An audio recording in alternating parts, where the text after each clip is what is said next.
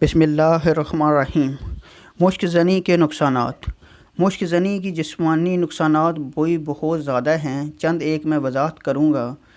ایسے نوجوان لڑکے اور لڑکیاں، آج کل لڑکے اور لڑکیاں دونوں مشک زنی میں مبتلا ہیں اور بہت تعداد میں مبتلا ہیں۔ جوانی کے دنوں میں ان کو سمجھ نہیں آتی اور اس بیماری میں مبتلا ہو جاتے ہیں، جو کہ بعد میں چھوڑنا بہت مشکل ہو جاتا ہے۔ ایسے نوجوان لڑکے اور لڑکیوں کا چہرہ پیلا پڑ جاتا ہے، چہرے کی رونق ختم ہو جاتی ہے، قدرتی چمک اور نور چہرے سے ختم ہو جاتا ہے، گال چپک جاتے ہیں، آنکھوں کے گرد سیاہ حلق پڑ جاتا ہے، جسم ہر وقت تھکاوٹ محسوس کرتا ہے۔ ایسے لوگ ہر وقت لیٹے رہنے کو پسند کرتے ہیں، کوئی کام کرنے کو دل نہیں کرتا، انسان سست ہو کر پڑا رہتا ہے، کام چور بن جاتا ہے، وزن کم ہوتے ہوتے انسان ہڈیوں کا ڈھانچہ نظر آتا ہے، جوانی میں بڑھاپے کی سی حالت ہو جاتی ہے، خون کی کمی کی وجہ سے کام کے وقت ہاتھ کانپتے ہیں، بیٹھے ہوئے انہیں تو آنکھوں کے سامنے اندھیرا آ جاتا ہے، ہاضمہ کمزور ہو جاتا ہے، قبض کی بیماری ہو جاتی ہے، پیشاب کرنے کے بعد بھی قطرے آتے رہتے ہیں، چلتے پھرتے یا کام کرنے سے دل کی دھڑکن تیز ہو جاتی ہے، غصہ بڑھ جاتا ہے، نوجوان نسلوں کا مریض بن جاتی ہیں،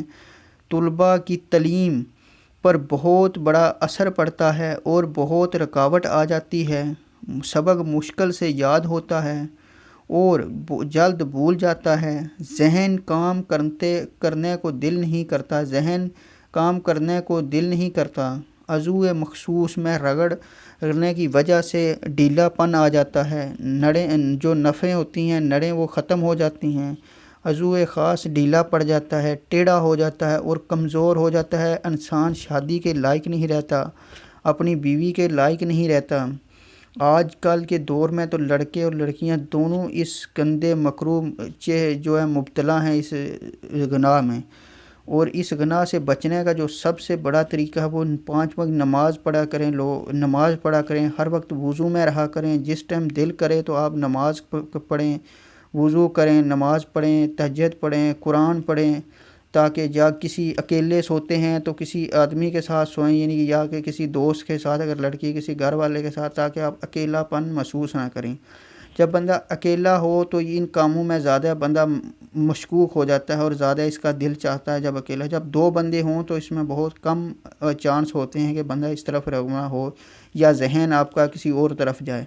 نیٹ کم از کم یوز کیا کریں، تاکہ یہ نیٹ کی وجہ سے ساری بیماری یہ نیٹ ہے جس کی وجہ سے یہ پوری دنیا تباہ ہونے کے دانے پر ہے۔ اس کے فائدے بہت زیادہ ہیں اور نقصان بھی بہت زیادہ ہیں، اور ماں باپ ہیں ان سے تو میں التماس درخواست کرتا ہوں کہ اپنے بچوں کو دھیان دیا کریں کہ یہ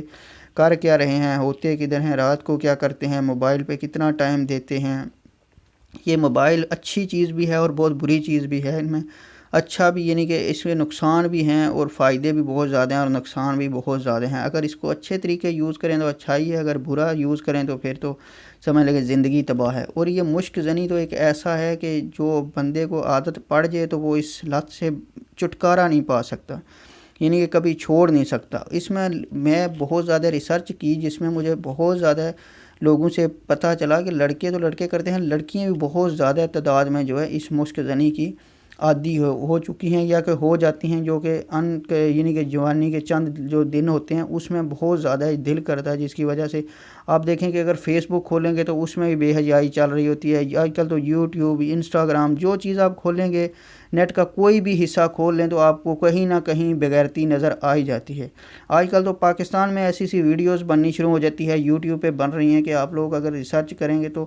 آپ کو ایسی چیزیں نظر آئیں گی کہ تو آپ کا دل نا وہ چکرا جائے گا، دماغ چکرا جائے گا، دل کرے گا یہ ان کو کیا ان کا علاج ہے۔ چند پیسوں کی خاطر، چند ٹگوں کی خاطر لوگ پتہ نہیں کیا اپنی زندگی نا دوسروں کی زندگی داؤ پہ لگا رہے ہیں۔ آج کل کی نوجوان نسل کو سنبھالنے کے لیے یہ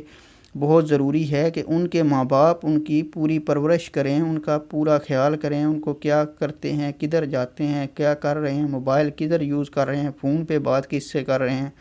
آج کل کا جو دور ہے یہ بہت ہی نا عجیب سا ہو گیا ہے، سمجھ نہیں آتی بندہ کرے اور کرے کیا۔ اس لیے مشک زنی نا یہ بہت عجیب سی بیماری، اس میں یعنی کہ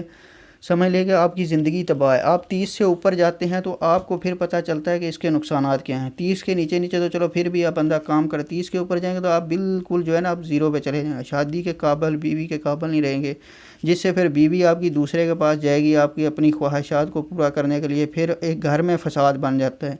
گھر آپ کا تباہ ہو جائے گا، بچے آپ کے جو ہوں گے وہ نقصان ان کی زندگی تباہ ہو جائے گی، اپنی آپ تباہ ہو جائیں گے، پوری فیملی پریشان تباہ کن۔ اس لیے اس بے گناہ سے بچیں اور نیک کام کیا کریں، تاکہ جب بھی جو اس مبتلا ہے اس بیماری میں اس کا کام ہے جیسے دل کرے یا آپ کا